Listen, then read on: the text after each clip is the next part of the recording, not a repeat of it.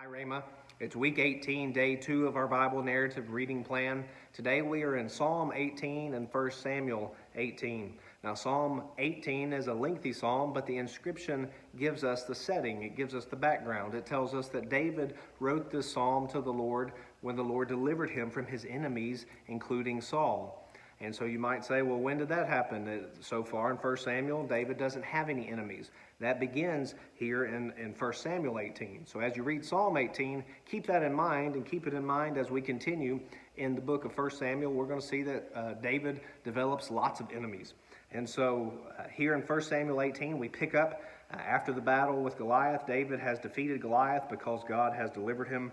And Saul again recognizes David. David has been serving in his court, and David is reminded, Saul is reminded of who David's father is. Saul takes David into his inner court, and we see that everyone loves Saul. Even Saul's own family recognize the attractiveness, the goodness of David. Jonathan even gives him his armor and his sword and his bow and his belt. Now, Jonathan is the heir apparent. He would be king after Saul dies. That is what everyone expects, because again, the nation does not know that God has removed his hand from Saul. The nation does not know that Samuel has anointed David as king. And later on, it becomes clear that Jonathan recognizes that David will be king. And Jonathan, in a sense, yields himself, pleads his loyalty to David. We'll see that later on in 1 Samuel. But even here, Jonathan is giving his stuff. He's giving his armor. In a sense, it seems like, even if he doesn't realize it at the time, Jonathan is recognizing that David will be king instead. And the people are all celebrating David and his victory over Goliath and over the Philistines, because they all pursued the Philistines after the death of Goliath. And the women are celebrating. They're singing antiphonally, back and forth, that Saul has struck down his thousands and David his 10,000s. And when Saul hears this, he doesn't take it in the best light. He takes it in the worst light possible, and he becomes jealous. He becomes suspicious of David. He thinks David must be out to get him. And we see in verse 12, really, Saul is afraid of David because Saul knows that the Lord is with David and has departed from Saul. And so we see here in the beginning of this tension that's going to fill the rest of the book of 1 Samuel, of Saul becoming ever more jealous, ever more hateful and vengeful and spiteful of David. But Saul's family recognizes David's goodness, and even one of Saul's daughters, Michal, wants to marry David. Now, Saul wants to marry off one of his daughters to David, but we see that it's not for good reasons. Saul wants David to marry one of his daughters in order that this daughter might lead him astray. He's hoping that as his son-in-law, that David would go off into battle with the Philistines and die in battle, and that would take care of all of his problems.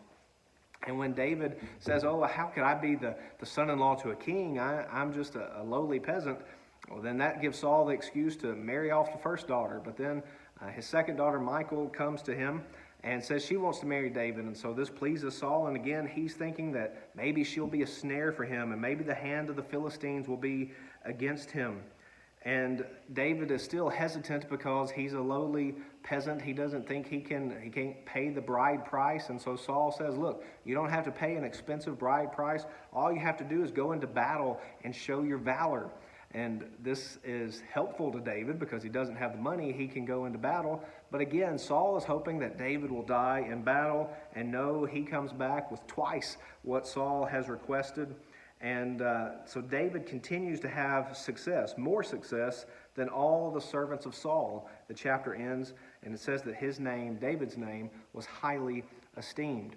So even as we're getting set up for the rest of the book, we're going to see that David is going to be increasingly hated and pursued by Saul. We're seeing how God is working to set up his king, who he has anointed, the king of God's own choosing, David.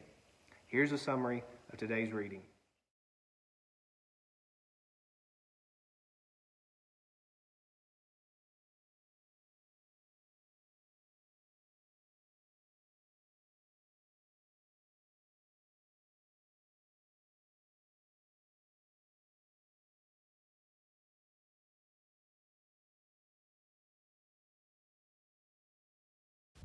For more information, go to tunemyheart.org.